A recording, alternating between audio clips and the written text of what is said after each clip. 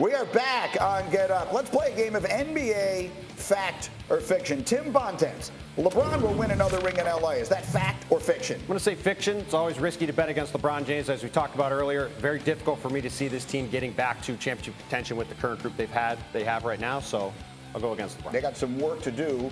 We'll see if they can get any of it done. Alan Hahn, you're next.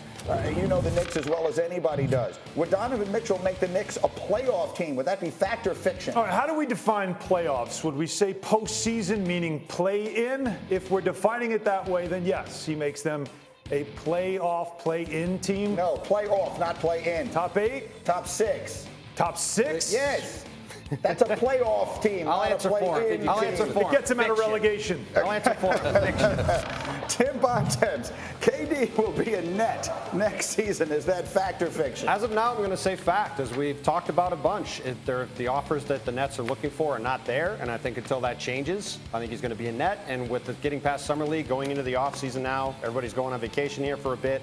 More and more likely every day, I think, that he's going to be a net. So I'll say fact. Well, here's the good news. The man who never takes vacation is sitting next to me, and that's Adrian Wojnarowski. No one can answer this question better than you can. So, Woj, I have been campaigning on this show for the last week for the Nets to bring this thing back. And I know Alan disagrees with me, and I will give you the floor in a second.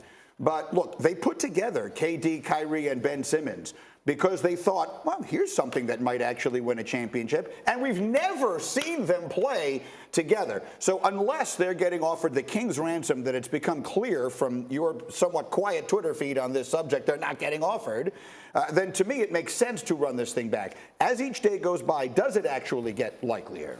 Well, yes, as each day goes by, it does. But the Nets are still trying to find a deal for Kevin Durant. I think if Kevin Durant came to Brooklyn and said, hey, I've changed my mind, I want to be here, I'm committed to this, well, of course they would want him to stay.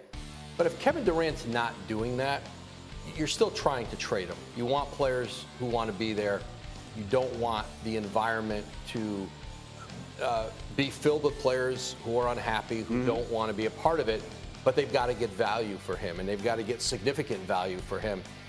And the trade scenarios out there are still complex. Miami is a very motivated team, but we've been through it. Bam Adebayo and Ben Simmons can't be on the team together based on their contracts.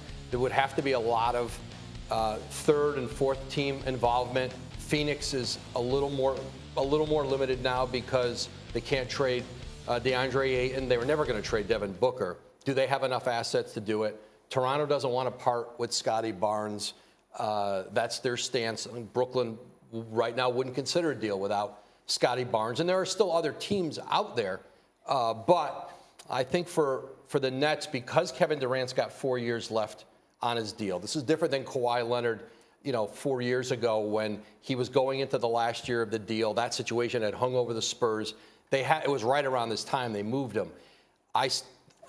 There's no deal imminent for Brooklyn, but they are still trying to find a trade for And to Durant. Adrian's point, when we were out in Summer League, the message you got from other teams was, we know that the Nets are in a position where they have a guy who doesn't want to be on their team, and so therefore they don't feel the need to put in every chip they've got because they don't think the Nets have a lot of leverage. And that's why you're in this push and pull here where the Nets have to try to keep extending this out, try to show they can have him be on the team, that they can deal with a situation where people might not be completely comfortable, because that's the only way they can generate leverage. Otherwise, everybody just looks at it and says, they have to make a deal, we'll wait the Nets out, they'll bring their price down, and we'll make a deal we like.